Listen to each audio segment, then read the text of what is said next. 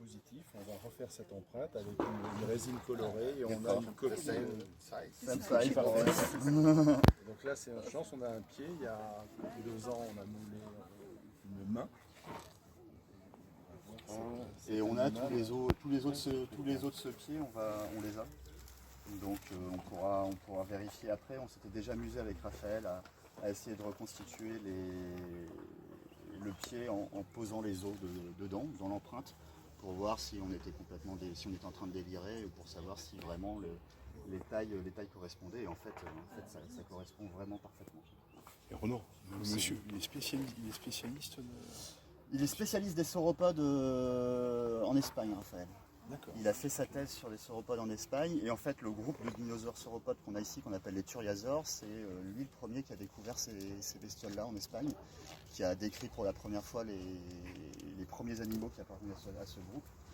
Et puis du coup, comme on s'était rencontrés en Espagne, je lui ai dit un jour, c'est lui qui amène son œil d'expert là. On a des Thuriasaures, donc okay. Viens nous voir, tu nous diras ce que tu en penses. Et en plus, Raphaël travaille beaucoup aussi sur les empreintes.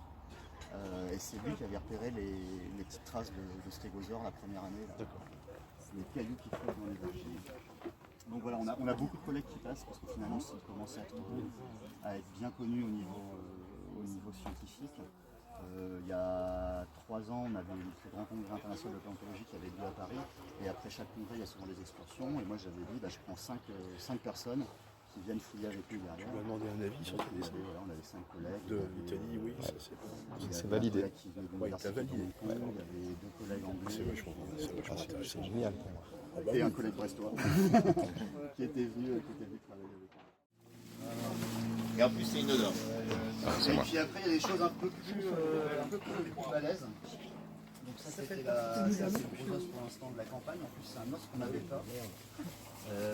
Donc ça correspond à une partie de l'omoplate. C'est un os qu'on appelle le quadripède. Déjà. Ah oui, ok.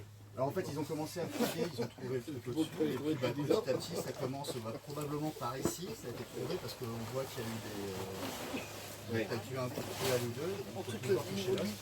Et puis après, ils ont fait le tour, et puis comme ça continuait, je leur ai dit qu'il faut creuser de l'autre côté. Et donc petit à petit, on détourne l'os, on essaye de voir jusqu'où il va, et une fois que c'est terminé, on essaye de le déterminer. Donc ça, c'est donc un morceau d'omoplate. C'est l'endroit où va venir s'articuler l'humérus, donc le bras de l'animal. Et en fait, au-dessus, il y a un autre os qui doit faire 1m60, 1m70 de haut, qui devait venir compléter l'omoplate. Et donc là, ils sont tous en tête, en train de se dire peut-être qu'il est pas très loin et qu'il va avoir un...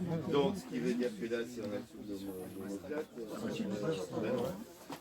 alors, le problème, c'est en creusant. Le problème, c'est que là, les animaux, comme je disais, c'est un espèce de marécage, il y a des argiles qui étaient très très liquides. Et en fait, les os sont pas loin, les animaux ont été désarticulés puisque d'autres